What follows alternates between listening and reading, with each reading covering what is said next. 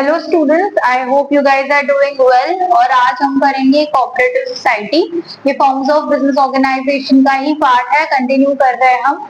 ठीक है, तो क्या होता है cooperative society? It is a voluntary association of persons who join together with the motive of welfare of the members.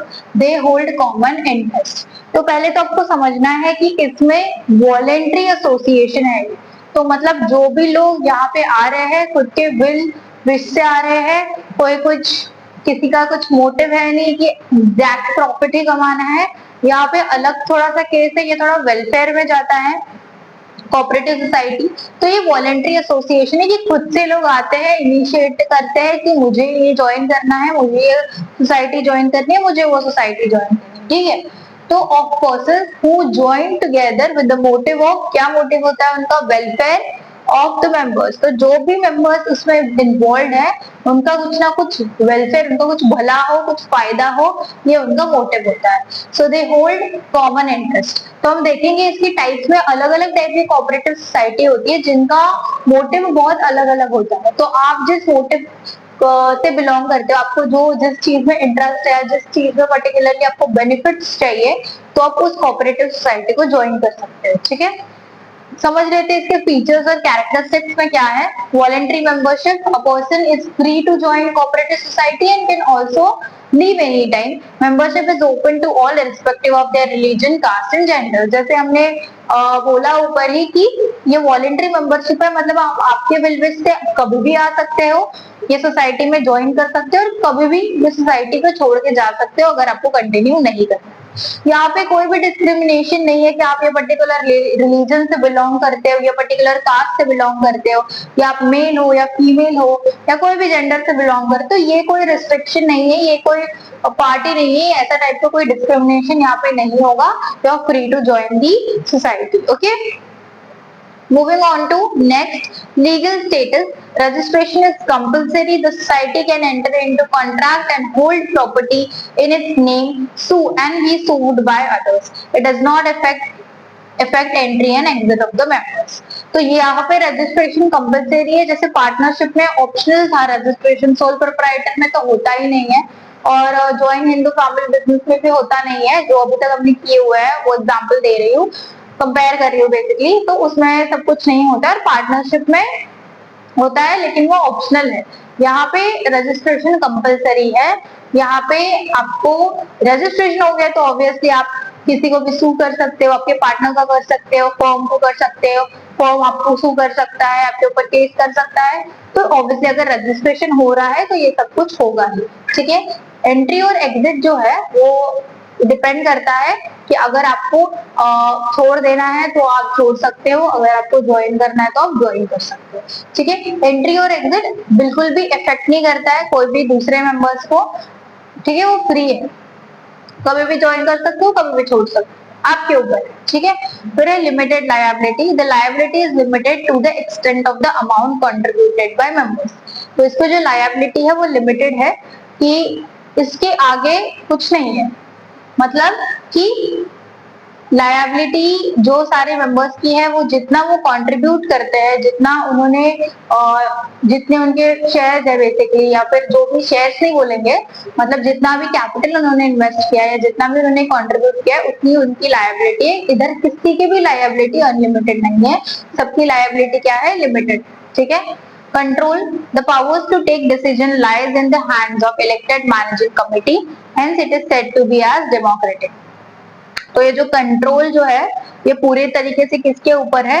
जिनको हमने इलेक्ट करके दिया है। तो बेसिकली कोऑपरेटिव सोसाइटी में इलेक्शंस होते हैं, हम अपने रिप्रेजेंटेटिव्स चुनते हैं, तो जिनको हमने इलेक्ट करके दिया है उनके हाथ में पावर्स होती है, और ये वोटिंग सिस्टम के बेसिस पे ही होता है, आगे देखेंगे हम।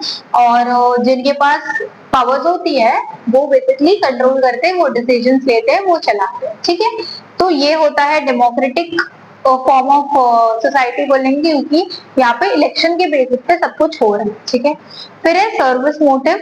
तो कोऑपरेटिव सोसाइटी का मोटिव ही सर्विस है। ठीक है, value of mutual help and welfare. If any surplus is generated it is distributed amongst the members as dividend. तो कोई अगर प्रॉफिट होता है कोई भी बेसिस पे, कोई भी वजह से अगर हमें प्रॉफिट होता है एज सच, एक अमाउंट आती है तो वो मेंबर्स में डिवाइड हो जाती है एज पर द डिविडेंड, मतलब जितना उनका रेशियो होगा बिजनेस में उसी हिसाब से उनको डिविडेंड मिलेगा। ठीक है, आई होप आपको ये पॉइंट्स क्लियर हो गए होंगे। और let's move on to the advantages of the cooperative society. Disadvantages भी करेंगे, एडवांटेजेस कर लेते हैं। हाँ, और एक बात, जब हम लोग फीचर्स करते हैं तो हम लोग क्या करते हैं, एक तो एडवांटेजेस और डिसएडवांटेजेस नोट कर लेते हैं कि इसमें से क्या एडवांटेज होगा, इसमें से क्या डिसएडवांटेज होगा, ताकि आप जब फीचर्स लर्न करो, उसके हेडर्स लर्न करो, तो आपका थोड़ा सा डिसएडवांटेज एडवांटेजेस के पॉइंट्स भी कवर हो जाए। ठीक है, वॉलंटरी मेंबरशिप है तो लोग फ्री है आने के लिए, फ्री है जाने के लिए, किसी के ऊपर भी कुछ क्या बोलते हैं पाबंदी नहीं है और डिस्क्रिमिनेशन नहीं है रिलीजन, कास्ट, जेंडर के बेसिस पे, तो ये हमारे लिए क्या हो जाएगा, मेरिट हो जाएगा ऑब्वियसली। ठीक है, तो आप इसको मेरिट में लिख सकते हो। फिर है लीगल स्टेटस, तो लीगल स्टेटस क्या है, इसका कंपलसरी है। ठीक है, तो आपको कंपलसरी करना ही है रजिस्टर।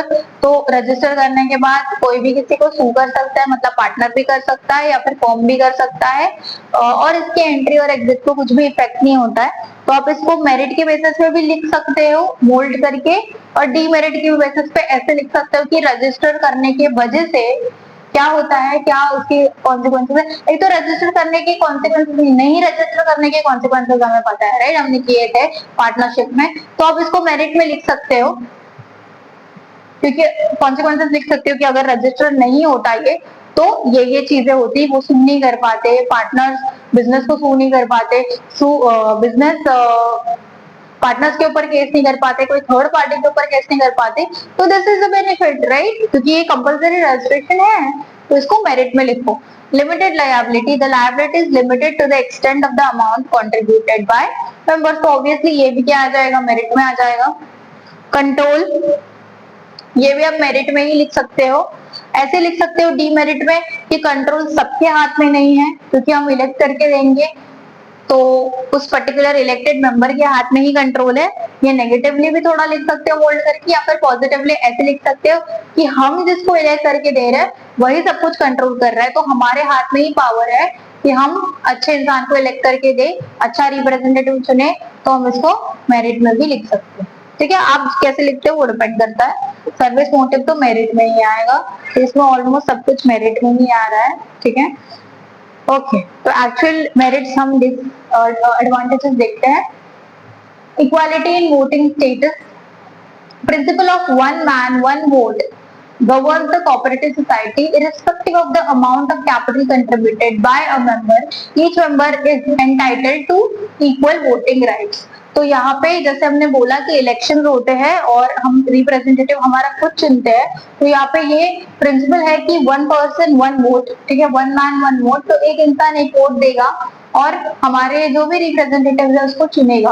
और अगर आपका कैपिटल कितना भी है, आपका कॉन्ट्रीब्यूशन 1 रुपए का क्यों ना हो, है ना, और बाकी के लोगों का 10,000 का है, 20,000 का है, 1 लाख, 2 लाख, 4 लाख का है, और आपका 1 रुपए का ही कॉन्ट्रीब्यूशन है, स्टिल आपको ये वोटिंग राइट मिलेगा। तो कॉन्ट्रीब्यूशन का कोई मतलब नहीं है, कितना भी आपको कॉन्ट्रीब्यूशन हो सोसाइटी में, आपको ये वोटिंग राइट मिलेगा।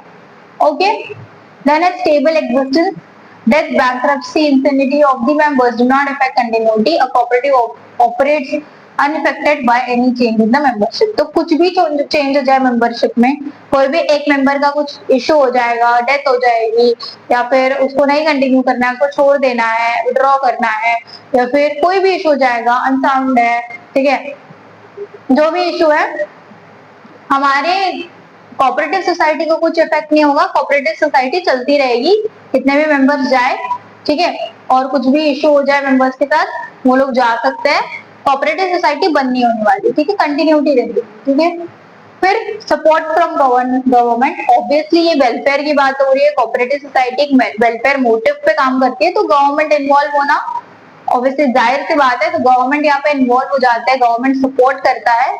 Has support from government in form of low taxes, subsidies and low interest rates on loan. तो यहाँ पे जो टैक्सेस होते हैं वो कम लिए जाते हैं, गवर्नमेंट जो भी टैक्सेस लेता है बिजनेस पे वो यहाँ पे कम लेते हैं, सब्सिडीज प्रोवाइड की जाती है, और अगर आप लोन लेते हो कोऑपरेटिव सोसाइटी के थ्रू तो उसके जो इंटरेस्ट होते हैं वो भी काफी लो होते हैं। ठीक है, आई होप आपको उसके फीचर्स और उसके एडवांटेजेस क्लियर हो गए होंगे। आप ये नोट कर लो, फिर हम डिसएडवांटेजेस करते हैं।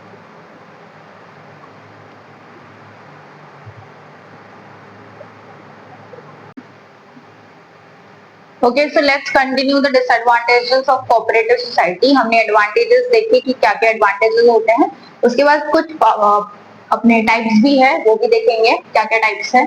ठीक है, तो क्या है disadvantage? Let's see. In inefficient in management, they are unable to attract and employ expert managers because of their inability to pay them high salaries.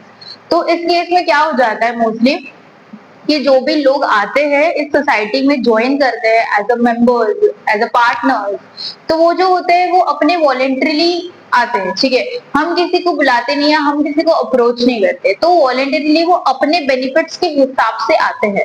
ठीक है, सोसाइटी में तो उनको जो भी बेनिफिट चाहिए उस टाइप के कोऑपरेटिव सोसाइटी में वो इंडल्ज हो जाएंगे, जिसमें हम टाइप्स में देखेंगे कि कौन सा इंसान कौन सी कोऑपरेटिव सोसाइटी में ज्वाइन होता है, क्योंकि उसका अपना पर्पस होता है उसके पीछे। ठीक है, तो उसके पास कोई एक्सपर्टीज हो ही, ये कुछ फिक्स बात नहीं है। मे बी वो उतना क्वालिफाइड भी ना हो, मे बी उतना उसके पास उतनी एक्सपर्टीज भी ना हो, या फिर मे बी वो उतना पर्टिकुलरली जो हमें इसकी रिक्वायरमेंट है यहाँ पे, मे बी फाइनेंस पर्पस के लिए, अकाउंटिंग पर्पस के लिए, या कोई भी हमारे जो ऑपरेशनल होते हैं या कोई भी हमारे एस्पेक्ट्स होते हैं बिजनेस में, उसमें से कोई भी नॉलेज उसको ना हो, ऐसी पॉसिबिलिटी काफी बार होती है। इसलिए यहाँ पे जो लोग होते हैं वो कोई भी टाइप के लोग होते हैं। ठीक है, मे बी वो कहीं पे और कुछ काम कर रहे होंगे और वो एज अ मेंबर यहाँ पे ज्वाइन होंगे क्योंकि उनका कोई पर्पस है।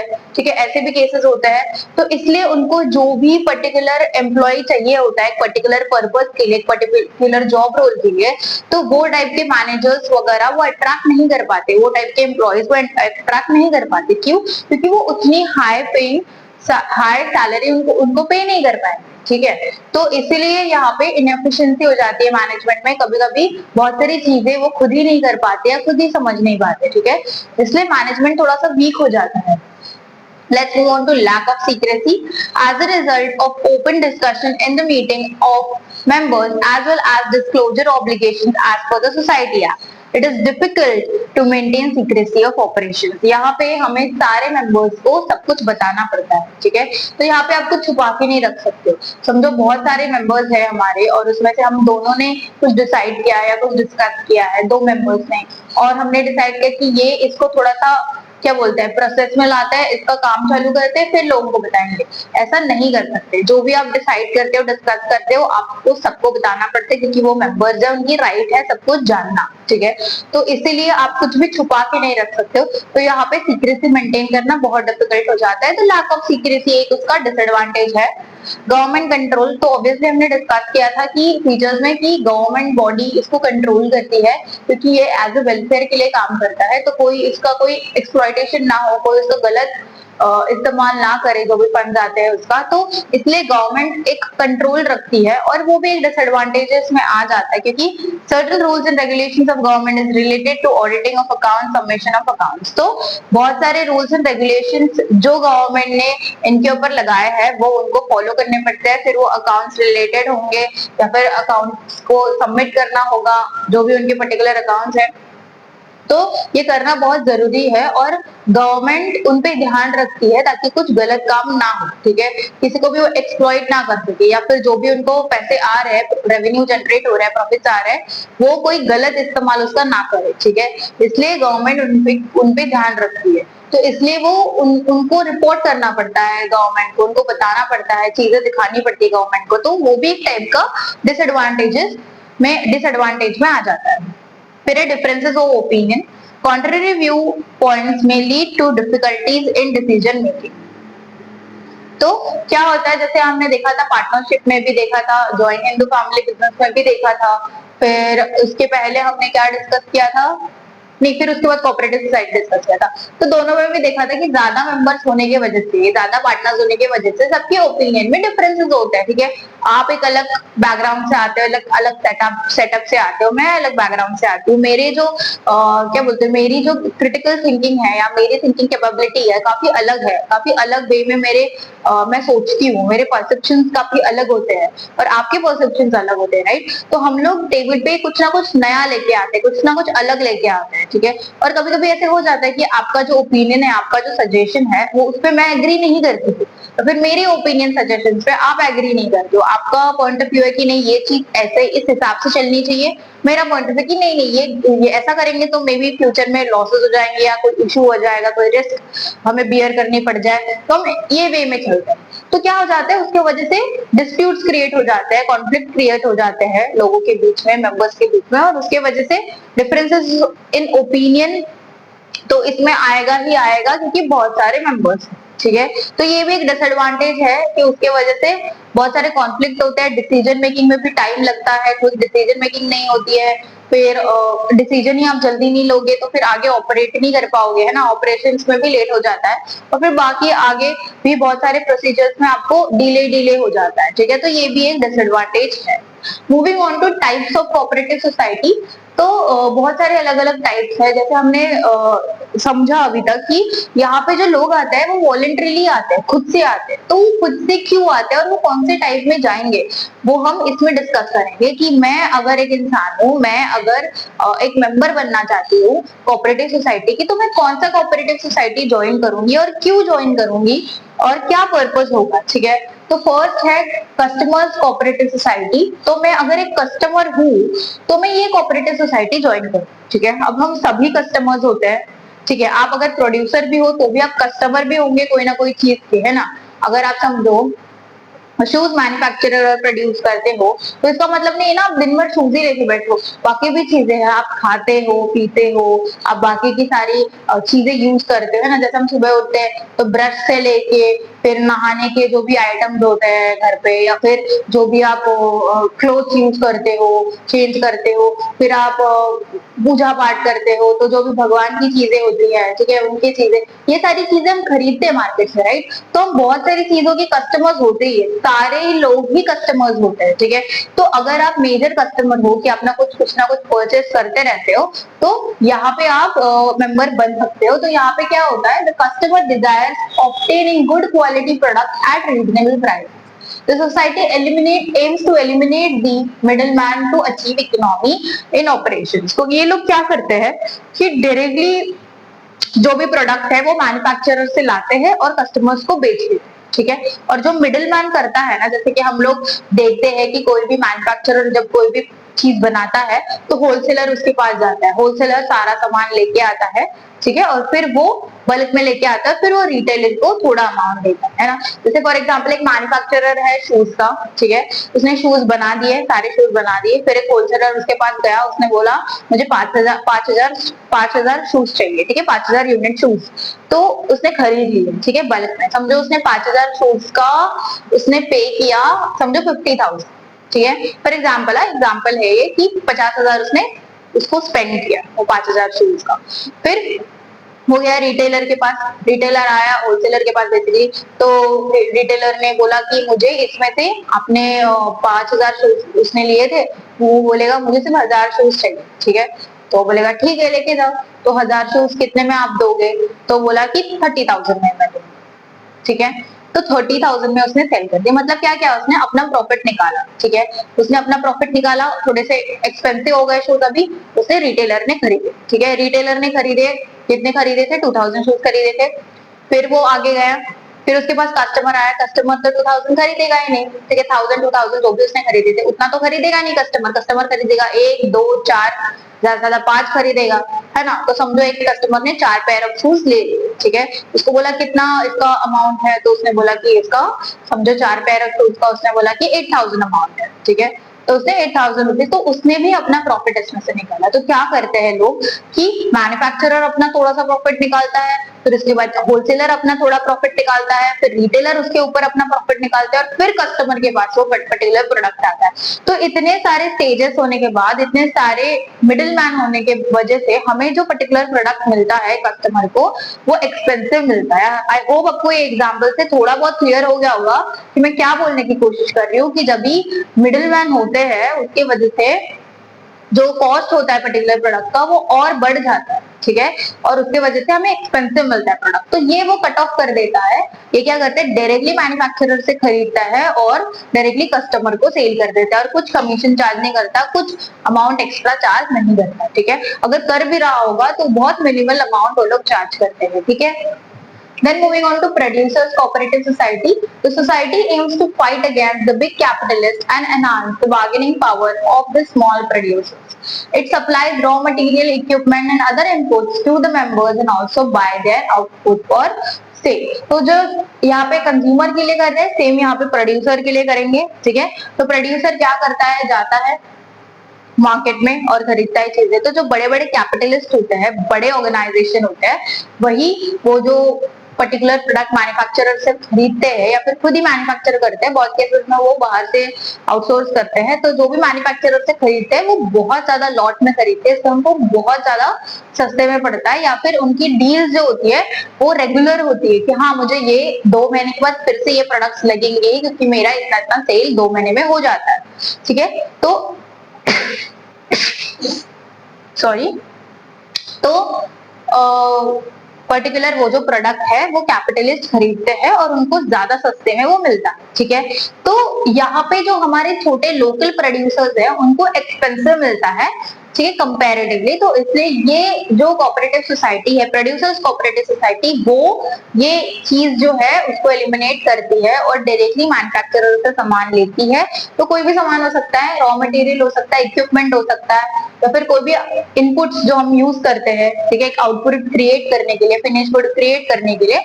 तो वो जो भी होगा, वो भी जो भी चीज होगी वो सस्ते में प्रोड्यूसर्स को बेचते हैं ताकि वो उनको ज्यादा कॉस्ट बियर करना ना पड़े, ठीक है। I hope you are getting this. और भी 3 टाइप्स है, ये नोट डाउन कर लो आपके बुक में एंड देन विल कंटिन्यू।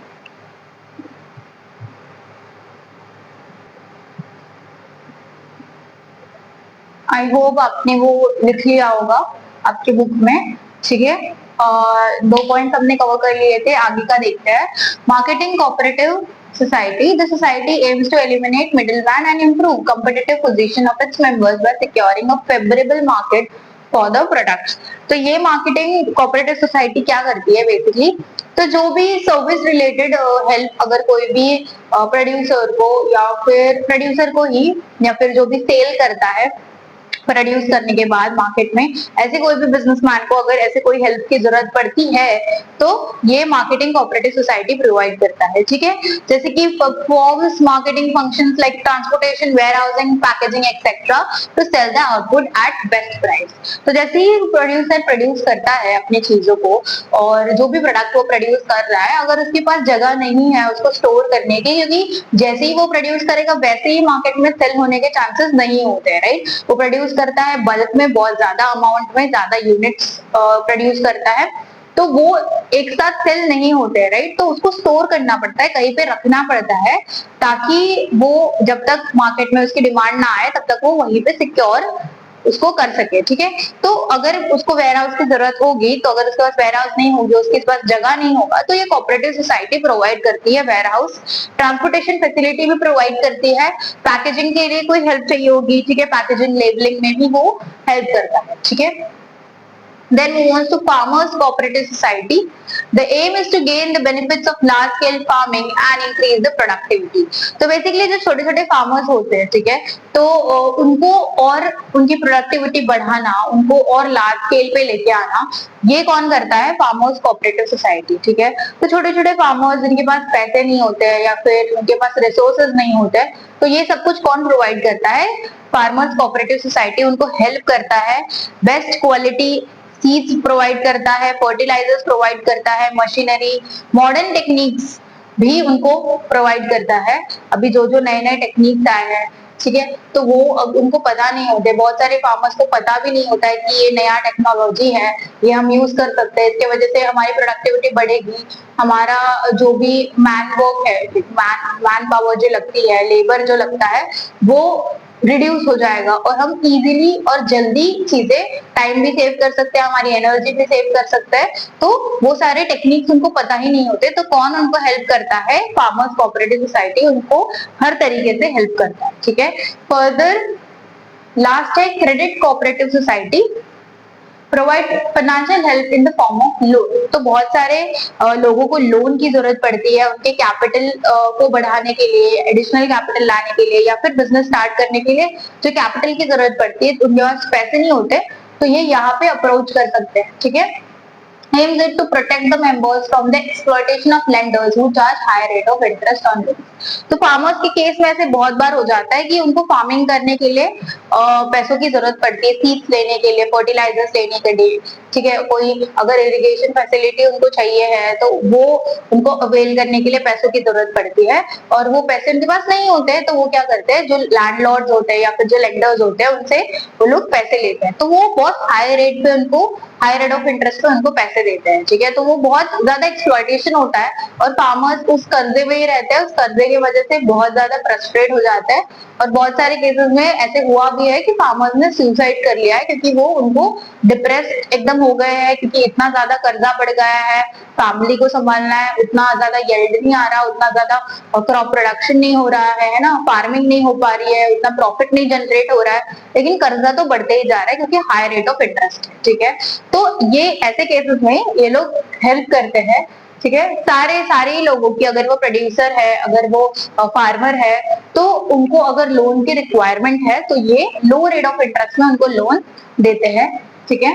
तो such society provides loans to members out of amount collected as capital deposits from the members and charge low rate of interest। तो जो भी कैपिटल इन्वेस्ट किया जाता है ये कोऑपरेटिव सोसाइटी में, वो लोग डिपॉजिट एज अ डिपॉजिट रखते हैं, जो भी उनके पास पैसा जमा होता है वही एज अ लोन वो देते हैं, और जो लोन का रेट ऑफ इंटरेस्ट होता है वो भी वो कम रखते हैं ताकि किसी को भी दिक्कत ना हो, रेट ऑफ इंटरेस्ट भरने के लिए ज्यादा बर्डन ना हो, ठीक है, और उनका जो भी वो काम कर रहे हैं वो स्मूथली जाए, कुछ भी हैम्पर ना हो, ठीक है। तो ये कोऑपरेटिव सोसाइटी बेसिकली आपने देखा कि काफी वेलफेयर बेस्ड है, काफी लोगों का सोचती है, ठीक है, तो इसलिए ये ज्यादा लोग प्रिफर करते हैं, ठीक है, लेकिन इसमें वही डीमेरिट भी काफी है।